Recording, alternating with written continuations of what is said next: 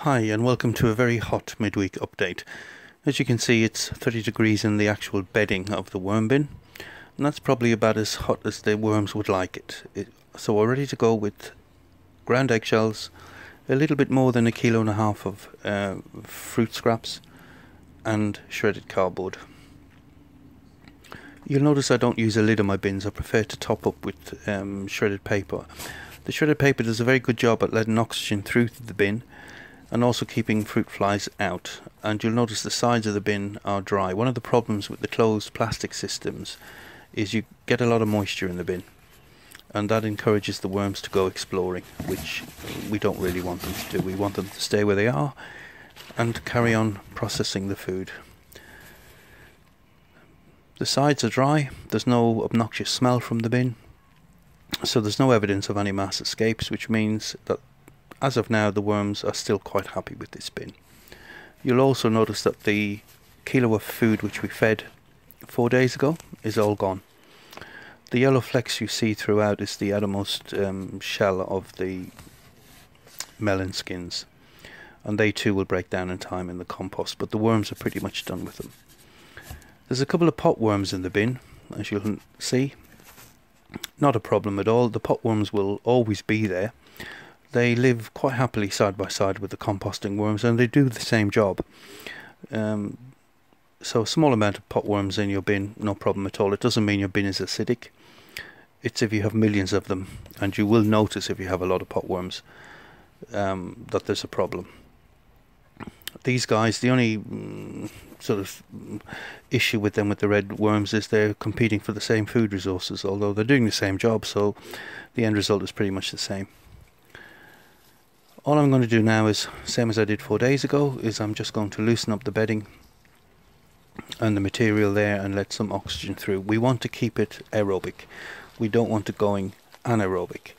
And the weight of the bedding, the moisture content and gravity all work together very well to compress the bedding and the material.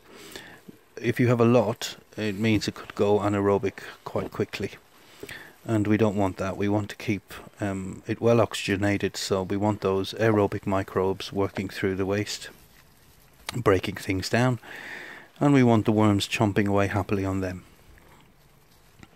You can't see it from the way I'm filming, but the cardboard and straw original bedding that I had down, that I started this bin with, is all gone. So the worms are now really working off the food that I'm supplying to the bin. If you look at a lot of videos on YouTube, you'll see that people put quite a lot of bedding. Sometimes I've seen bins with 2/3 bedding. I don't tend to do that. I tend to just put a very small amount in, only 1 inch or 2, let the worms settle, and then, as you've seen in the last couple of videos, start feeding. Keep the bedding well aerated, and we go from there. That was just a small bit of cardboard from the bottom, but it's all but gone. Now there's a Twitter friend of mine, she's an award-winning children's author, Jacqueline Pye. She was curious about mango stones going into the worm bins. Now my experience is they actually break down quicker in the worm bin than they do in the normal composting pile. The worms absolutely love them. You can see they'll attach themselves to it and strip that stone clean, and you'll get isopods. There's a little chap there. That's Jacqueline's Twitter handle if you want to give her a follow. She's an excellent tweeter. The isopods will work on the lignin on the hard shell, soften that up and break it down, and then the worms will have a second go at it and they'll get inside into the pip. So my experience is actually with these type of stones, they actually break down quicker in a worm bin than they do in a normal compost pile.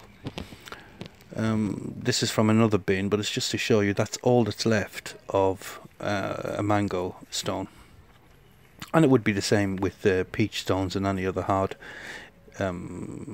seeds or pips. Sorry about the title appearing twice, but I don't know what I'm doing yet with these YouTube videos. Now this is the reason you saw the cardboard at the beginning of the video. you'll note that it was very hot. It's very warm here and now anyhow, but the bedding was at 30 degrees. That probably is about as hot as the worms would like it before they start trying to escape. The issue about adding food to the bedding is I'm going to increase the temperature even more. So what I've decided to do here is just simply put a layer of cardboard, very dry cardboard, over the bedding, and I'm going to put the food scraps on top of that. I've left a gap for them, which you can see there, and as and when they're finished with the material underneath, they'll make their way through onto this. Also, I haven't squeezed out as much juice as I would like from these fruit scraps before adding them to the bin, so the cardboard will do a second job really, and it'll absorb a lot of moisture from these fruit scraps. That will soften the cardboard up, and the worms love the cardboard, so some of them will work away on the cardboard, and I've no doubt some will make their way up into these fruit scraps and start working on it.